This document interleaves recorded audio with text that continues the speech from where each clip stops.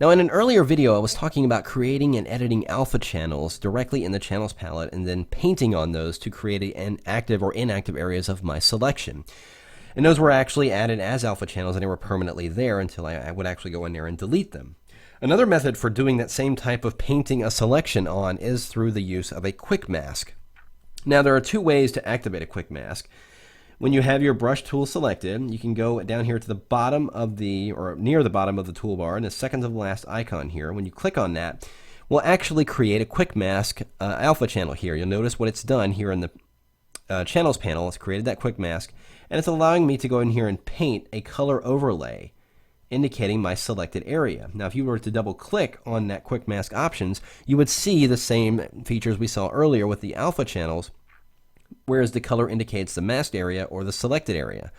I'm going to go ahead and use it as the selected areas, and let's bring my opacity down on the color and color overlay. I'm actually going to change the color as well, and then click OK. I'm going to press Q again, and again it just shows me a color overlay of where my selection is, and I can just paint on the subject and basically coloring in the areas I know I want to be selected. The difference here is that it's not creating a permanent alpha channel just yet until I actually go in there and create the alpha channel, but it's just creating a temporary mask, allowing me to paint the selection on, and then I can just go back to the selected selection just by clicking on that icon again.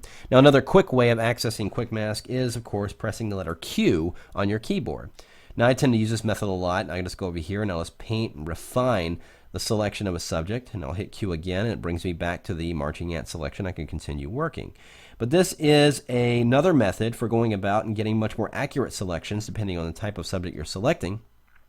But just remember, depending on the subject you're working on, if the color doesn't seem to be working or blending in too much, just double click on that quick mask icon in the toolbar and you can go in here and change the color.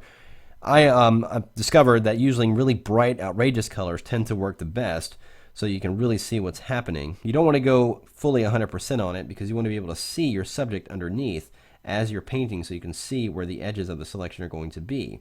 Now, of course, while you're in quick mask, if you go outside of an area like I did here, you can just go ahead and grab the eraser tool, and we'll just make it really small, make sure it's got a nice hard edge to it, and remove those areas just by erasing it, just like you would any other tool here.